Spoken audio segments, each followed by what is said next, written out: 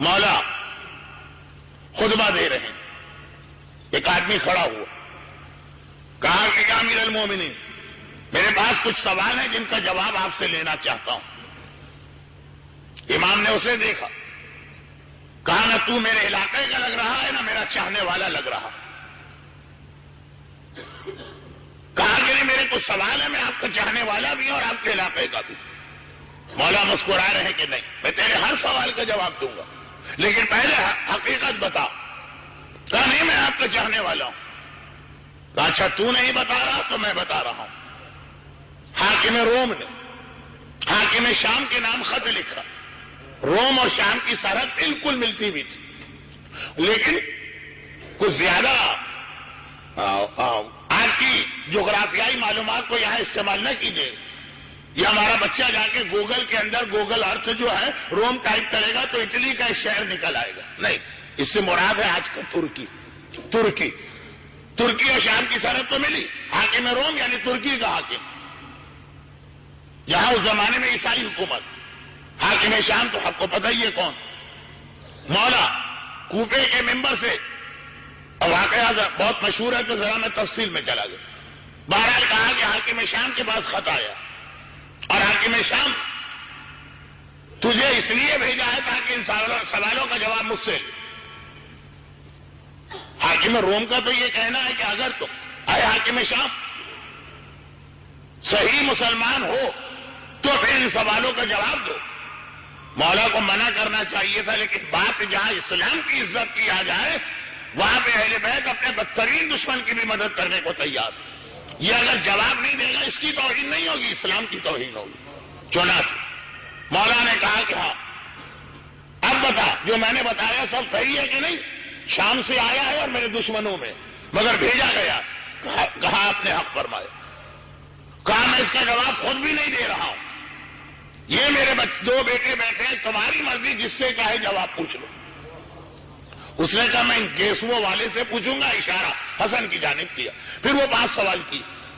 مجھے یاد نہیں ہے کہ دنیا میں کہیں آقا حسن کی ولادت کی محفل یا شہادت کی مجلس اور یہ روایت نہ پڑھی جاتی کہ وہ اتنا بتا دیجئے حق و باطل میں کتنا فاصلہ ہے، اور یہ بتا دیجئے کہ وہ کون سے 7 جانور ہیں جو بغیر باپ اور بغیر ماں کے پیدا ہوئے، اور یہ بتا دیجئے زمین و آسمان کے درمیان کتنا فاصلہ ہے۔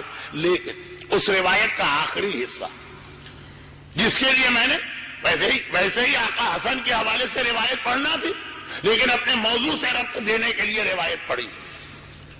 یہ بتا دیجیے کہ دنیا کی سب سے سخت چیز کیا، شدید سخت، اور پھر آقا حسن نے وہ ترتیب بتائی جس میں 9ویں اور 10ویں بات، بلکہ ایک طرح سے 8ویں 9ویں اور 10ویں بات۔ یہ مجمع ساری زندگی امام حسن کی ولادت کی محفلیں اور شہادت کی مجلسیں سنتا آیا ہے۔ حدیث آپ کو یاد آ گئی ہوگی، پوری حدیث بھی نہیں پڑھ رہا ہوں، خالی آخری چیز 10، اس دنیا کی سب سے سخت چیز، اور اس کے جواب میں امام کا اس منزل تک لے جانا جو ہمارا 21 سفر سے لے کے کل آنے والی کل تک موضوع بنے گا۔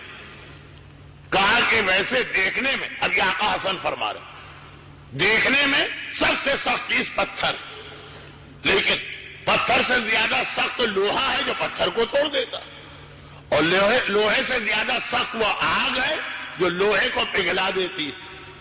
اور پیغمبر کے الفاظ میں گانا سننے والے کے کان میں یہ پگھلا ہوا لوہا ڈالا بھی جاتا ہے، لیکن بات کل ہو چکی ہے۔ آگ ہے، اور آگ سے زیادہ سخت وہ پانی ہے جو آگ کو بجھا دیتا۔ دیکھنے میں اتنا نرم، خصوصیات کے اعتبار سے دیکھیے تو اتنا سخت، اور آگ سے زیادہ سخت وہ پانی، اور پانی سے زیادہ سخت وہ بادل ہے جو اس پانی کو اٹھا کے چلتا، اور بادل آپ کو نظر بھی آیا شارجہ میں سارا دن۔ اور پھر اس بادل سے زیادہ سخت شدید جو اس پر بھی حکمران، وہ ہوا ہے جو اس بادلوں کو اڑا پھرتی، اور اس ہوا سے زیادہ سخت وہ فرشتہ ہے جسے اللہ نے ہوا چلانے پہ مقرر کیا، اور اس سے زیادہ سخت اب 8ویں چیز آ گئی نا، پتھر، لوہا، آگ، پانی، بادل، ہوا کا فرشتہ، 7 چیزیں ہو گئی۔ کب اس سے زیادہ سخت ملک الموت ہے جو اس فرشتے کو موت دے دے گا، اور ملک الموت سے زیادہ سخت چیز خود موت ہے جو ملک الموت کو بھی آ کے رہے گی، اور اس سے بھی زیادہ سخت چیز اللہ کا حکم ہے جو موت کو بھی ٹال سکتا۔ اب امام نے یہاں تک کہا تو کائنات کی سب سے بڑی طاقت بنی حکم خدا۔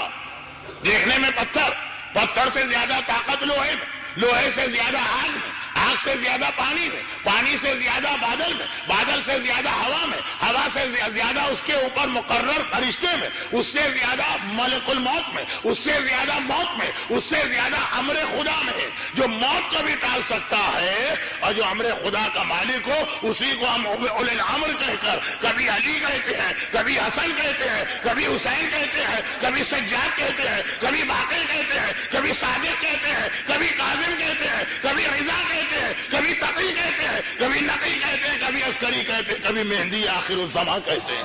وہی تو